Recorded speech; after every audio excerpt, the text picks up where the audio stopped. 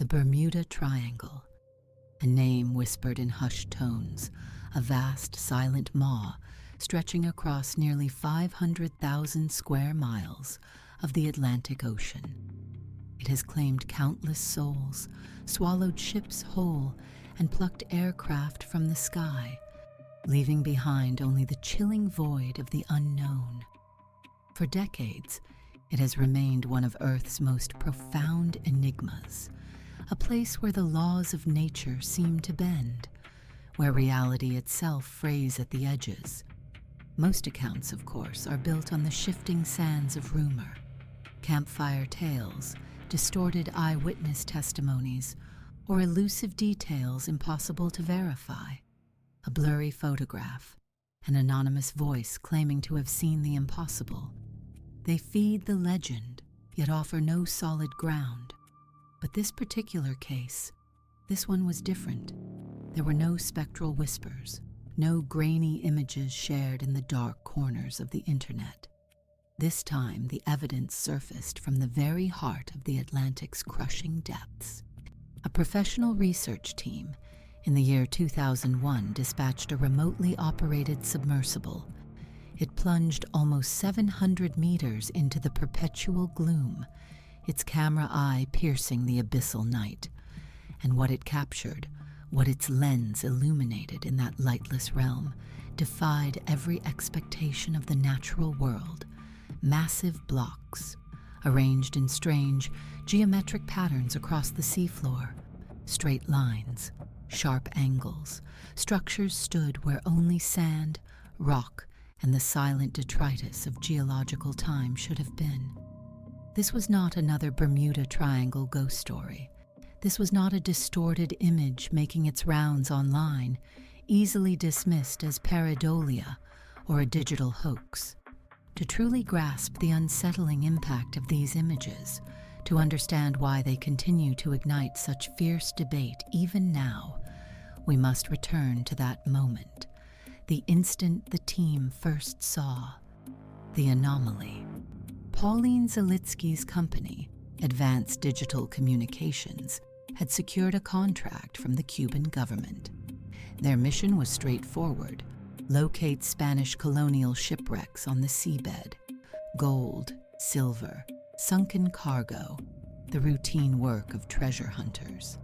No one anticipated anything beyond standard sonar scans, the predictable contours of ancient wreckage. But the ocean, as it so often does, had its own far more sinister plans. The side-scan sonar swept the seafloor, sending out rhythmic sound pulses, then meticulously measuring the reflected signals. On the screen, the deep appeared dark, while solid objects, typically irregularly shaped rocks, glowed with bright, erratic patches. This was the expected tapestry of millions of years of geological chaos. If you stare at it long enough, the individual details blur, merging into a monotonous background noise. That is precisely why what happened next sent a jolt of primal shock through the team. Bright, stark reflections, forming parallel lines, uniform spacing, precise right angles. This was not the broken silhouette of a sunken galleon, not a random coral formation, not a scattered field of debris. This was order. Pure, deliberate, unmistakably artificial order, manifesting in a place where it had no right to exist. The chief sonar specialist ran the scan again. From a different angle, the forms remained. He adjusted the signal gain, recalibrated the frequencies, applied every known method of calibration he possessed. The forms did not vanish. He then reported to Zalitsky that the equipment was operating perfectly. Whatever was generating that signal, whatever lay hidden beneath the crushing weight of the Atlantic, it was undeniably real. It was there, and it waited. The initial sonar sweeps painted a picture of the seabed that was unremarkably solid, a flat, featureless expanse. Nothing to hint at the profound unease that would soon settle over the crew. Then, an anomaly emerged. a detail that defied every logical explanation, twisting the very fabric of their understanding. The hydrophone began to whisper of shadows, not the diffuse, shifting forms cast by the sun hundreds of meters above, but distinct, hard-edged silhouettes stretching out from unseen formations. Shadows deep in the crushing dark can only be created when an object rises above its surrounding surface. A flat plane cannot cast them. Debris buried beneath layers of sediment remains entombed and silent. Whatever lay hidden on the ocean floor possessed undeniable height, substantial mass, and sharply defined edges. It stood there, anchored to the abyssal plain, with the resolute permanence of a building on dry land. Zaletsky, a man whose career had been built on the cold, hard logic of the deep ocean, ordered 5 more passes. Each sweep was executed from a different direction, at varying speeds, with meticulously adjusted scanning depths. Every single one yielded the same unsettling result. The data refused to conform. Not a single echo matched the known signatures of any shipwreck, any coral formation, or any geological structure within the entire regional database. The known world offered no explanation. That moment marked a stark, irreversible shift. The mission, once focused on the elusive ghosts of sunken vessels, on the faint glimmer of forgotten gold, was utterly transformed. Shipwrecks no longer mattered. Treasure was an afterthought, a distant memory of a simpler, less terrifying quest. Now there was only one imperative. They had to lower a camera. They had to see it with their own eyes. 700 meters. The number hung in the air, a chilling pronouncement of the abyss. Deploying a submersible to such a depth is not a decision made lightly. At 700 meters, the water pressure exceeds 70 atmospheres. It is a force capable of crushing a conventional submarine into a crumpled toy. Sunlight, that distant memory, vanishes hundreds of meters higher, leaving behind an absolute, impenetrable blackness. The water itself is near freezing, utterly silent, a vast, indifferent void. One severed cable, one catastrophic breach in the hull's integrity, one tiny electrical short circuit, and the apparatus would be lost forever. No rescue mission would ever reach it. There would be no second chances. The crew moved with a grim, almost ritualistic precision. Every meter of the umbilical cable was inspected, every floodlight tested, cameras calibrated, and a complete diagnostic run through twice. The air in the control room grew thick with unspoken apprehension. Then, with a slow, deliberate movement, the apparatus was committed to the deep. The cable unspooled, a lifeline to an alien world. For the first 50 meters, a faint, ethereal, natural light still pierced the water's surface, a pale memory of the world above. Small, iridescent fish drifted lazily past the lens, oblivious to the strange, glowing intruder descending into their realm. Then, abruptly, the light vanished. Complete darkness pressed against the camera's eye, a solid, suffocating wall. The submersible's powerful floodlights became the only existing source of illumination, carving out a small, artificial cone of stark white within the infinite, lightless Vossant. The pressure sensors ticked steadily upward. 300 meters, 400, 500. On the surface, in the hushed control center, silence reigned supreme. No one spoke. No one shifted in their chairs. The only sounds were the low hum of electronics and the soft, rhythmic clatter of the winch feeding the cable into the crushing depths. At 680 meters, the first faint contours of the seabed began to resolve on the screen. And what materialized was not the featureless silt, not a scattered field of rocks, nor the chaotic familiar landscapes they had observed over years of deep-sea exploration. It was a wall, the viewport filled, consumed by colossal, flat plains. The submersible drifted closer, the outlines sharpening, resolving into something utterly alien. Straight edges, massive rectangular blocks, arrayed in a chilling proximity, their surfaces unnaturally smooth, their angles impossibly sharp. They bore the stark, unblemished precision of something machined, not sculpted by eons of geological stress. Some spanned several meters in width, unmarred by the crushing weight of the abyssal plain, untouched by the slow, inexorable march of time. At a crushing depth of 700 meters, they looked as though they had been set into place just yesterday. Later, the lead scientist, Paulina Zalitsky, would recount the absolute silence that descended upon the control center. Not merely quiet, but a profound, suffocating stillness that swallowed every breath, every whispered thought. The sonar specialist, his face a mask of disbelief, froze, his gaze locked onto the monitor. One team member gripped the console so tightly his knuckles blanched, bone white against the dark metal. Another recoiled from the screen, a primal instinct overriding his scientific training. Every single person in that room, in that suspended moment, understood the same horrifying truth.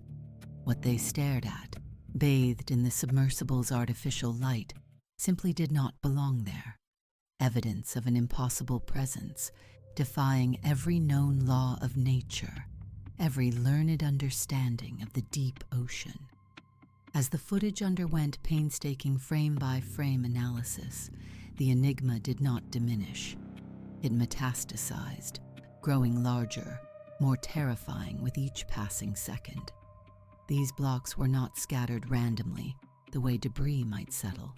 They were arranged in deliberate rows, separated by identical intervals, displaying a repeating geometry across a vast expanse of the ocean floor. Nature, in its chaotic majesty, does not operate with such rigorous, mathematical precision. Currents disperse wreckage without pattern. Geological forces cleave and cast rocks in unpredictable, violent bursts. In the entire recorded history of seafloor mapping, no one had ever documented a natural formation exhibiting such an astonishing degree of geometric regularity at any depth. And then there was the material itself. The stone did not conform to the surrounding seabed. The ocean floor off Cuba's western coast consists primarily of limestone, a soft, porous, easily eroded rock. Yet these discovered blocks appeared dense, solid, and unnervingly smooth. Their composition bore a far greater resemblance to granite than bed, was akin to finding a polished steel beam embedded deep within an ancient forest. It simply defied context, screaming of an origin that could not be natural. Dr. Manuel Iturralde Vinet, one of Cuba's most revered geologists, personally scrutinized the sonar data and the submersible's video recordings. He confirmed, with a solemn gravity, that these formations did not align with any known natural geological process specific to the region. He noted their regularity and remarkable state of preservation as highly unusual and deserving of serious further study. Yet he stopped short of declaring them man-made. This very hesitation, this profound reluctance, spoke volumes, because he offered no natural explanation. He merely hinted that the alternative was too monumental, too paradigm-shattering for a scientist to openly endorse. Then, the problem of sedimentation emerged, compounding the mystery. At a depth of 700 meters, loose sediments constantly drift downwards, settling from the water column above. Fine particles of organic matter, silt, and microscopic detritus accumulate without cease, blanketing everything. Over time, any exposed surface would be slowly but surely buried, softened, obscured by the relentless rain of the deep. Yet these blocks remained starkly defined, their edges sharp, their surfaces clean, their very existence unburied and pristine in a place where the ocean should have long since reclaimed them, suggested an impossible, terrifying implication. They should have been gone. The deep ocean breathes a slow, suffocating breath. Day after day, year after year, century after century, a silent, invisible snow drifts down from the sunless surface. This is not the gentle, crystalline fall of winter, but a relentless, heavy dust of the ages, composed of microscopic organisms, fine mineral particles, and the detritus of life itself. For thousands upon thousands of years, this unceasing process has blanketed everything on the seabed, burying it beneath ever-thickening layers of silt and ooze. Even shipwrecks, mere centuries old, often vanish completely, swallowed by the accumulating sediment, their secrets sealed away in the crushing darkness. Yet amidst this universal burial, an anomaly emerged, a collection of massive blocks, not merely exposed, but astonishingly pristine. Their edges, impossibly sharp, seemed to defy the gnawing currents, the abrasive friction of eons. Their surfaces, clean as if just hewn from the living rock, bore no trace of the fine silken dust that coats everything else in that abyssal realm. They stood stark, defiant, against the expected decay of the deep. This presented an unbearable paradox. Only two explanations offered themselves, and neither brought comfort. Either these colossal structures were far younger than their abyssal depth implied, an idea that made no geological sense, tearing at the very fabric of planetary processes, or something unknown, something unexplainable by any existing model, actively prevented the normal accumulation of sediment.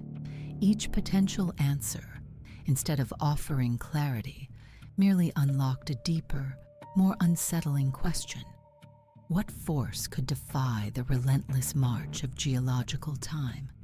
What power could keep these surfaces bare, these edges keen, through millennia of slow, crushing burial? If these structures were not the product of any known natural process, then only one chilling conclusion remained. Someone had built them, and their profound depth forced a timeline upon the mind, a chronology that violently clashed with everything traditional archaeology accepts about the history of human civilization. Land does not sink 700 meters in a mere few centuries. In this particular region, such a submergence requires a minimum of tens of thousands of years.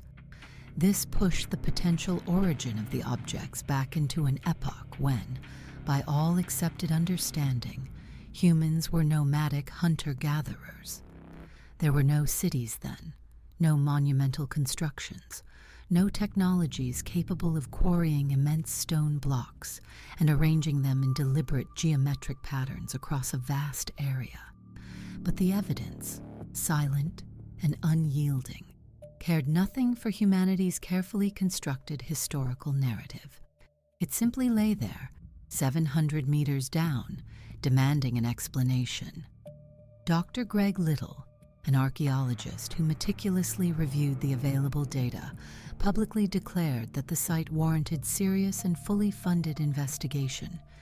He emphasized that the sheer scale of the structures, their unmistakable regularity, and their presumed composition were extraordinarily difficult to reconcile with any known natural process.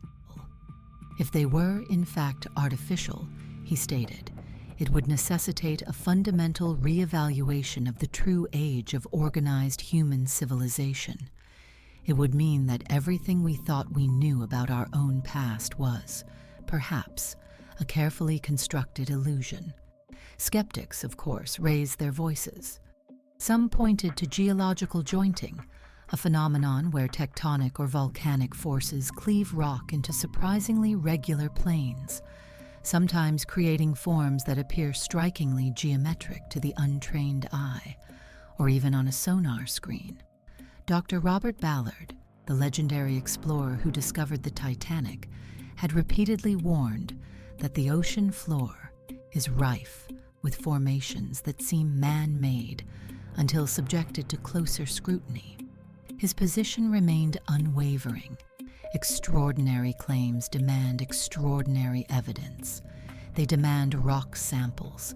They demand meticulous, in situ analysis beyond the tantalizing shadows of sonar.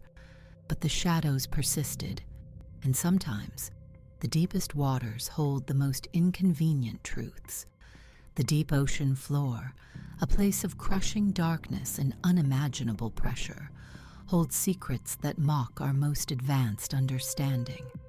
It is a realm where the familiar laws of our surface world seem to bend, where the very fabric of reality feels thin. Yet even in this abyss, some discoveries resonate with a silence far more unsettling than any scream. Consider the Cuban anomaly, a staggering structure, or rather, a series of structures, resting nearly 700 meters beneath the waves. When it was first glimpsed through the sonar's probing eye, it presented a vision of impossible geometry. Perfectly aligned blocks, symmetrical formations, vast platforms that defied any known geological process. But what truly chills the blood is not the sight itself, but the deliberate, almost geological core samples, precise dating, exhaustive mapping, and a meticulous, painstaking analysis of every facet of the discovery. None of this, not a single one of these crucial steps, was ever undertaken at the Cuban site. And therein lies the profound, gnawing problem. Without a dedicated, comprehensive expedition, this place remains suspended in a perpetual state of limbo. It is neither proven nor disproven, simply existing, a phantom on the edge of our perception. The quiet that descended after its initial revelation, that is what truly haunts me. Not the monumental implications of what might have been found, but the Pauline Zielecki, one of the original researchers, spent years attempting to reignite interest. Her efforts were a relentless, solitary campaign against a wall of indifference. She reached out to universities, to the vast labyrinthine networks of research foundations, to the most prestigious oceanographic institutions. She possessed every piece of compelling evidence, precise coordinates, irrefutable sonar data, video footage from the submersible, and professional documentation of all licensed operations. This was not some whispered folklore, no ancient mariner's tale. These were tangible, verifiable facts, meticulously recorded and preserved, ripe for further deeper investigation. Yet in return for her unwavering persistence, she was met predominantly with a chilling, impenetrable silence. The Cuban government, for reasons never articulated, chose not to elevate this project to a national priority. Not a single major university stepped forward with the initiative to unravel this profound mystery. Not one oceanographic institute committed its vessels, its specialized equipment, or its highly trained personnel. The most visually striking underwater anomaly unearthed in the Caribbean region in decades was documented, filed away, and then, with an almost deliberate neglect, simply abandoned.